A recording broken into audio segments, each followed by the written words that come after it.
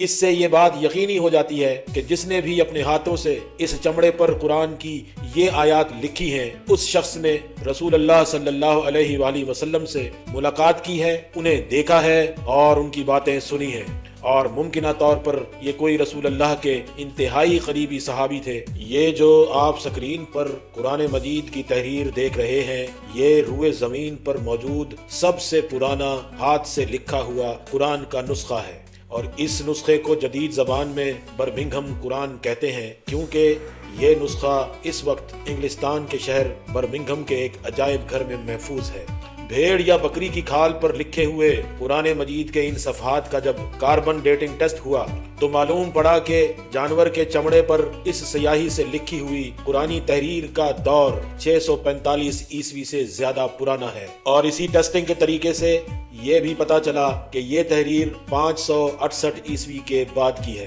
آسان لفظوں میں کاربن ڈیٹنگ ٹیسٹ یہ کہتا ہے کہ اس بات کے 95% امکانات ہیں کہ یہ صفحات 568 عیسوی سے لے کر 645 عیسوی کے عرصے میں کسی وقت تحریر ہوئے ہیں۔ یاد رہے کہ محمد رسول اللہ صلی اللہ علیہ وآلہ وسلم اس دنیا میں 570 عیسوی میں تشریف لائے اور 632 عیسوی میں اس دنیا سے واپس تشریف لے گئے۔ اس سے یہ بات یقینی ہو جاتی ہے کہ جس نے بھی اپنے ہاتھوں سے اس چمڑے پر قرآن کی یہ آیات لکھی ہیں اس شخص نے رسول اللہ صلی اللہ علیہ وآلہ وسلم سے ملاقات کی ہے، انہیں دیکھا ہے اور ان کی باتیں سنی ہیں، اور ممکنہ طور پر یہ کوئی رسول اللہ کے انتہائی قریبی صحابی تھے۔ اس بات کو ذہن میں تازہ کرتے ہوئے اب ایک مرتبہ پھر اس تحریر پر بکھرے ہوئے الفاظ کو دیکھیں، لکھنے والے ہاتھوں کو اور اس کی شخصیت کو ذہن میں لائیں، اور محمد رسول اللہ صلی اللہ علیہ وآلہ وسلم سے ان کی ملاقات کا تصور کریں، تو یقینی طور پر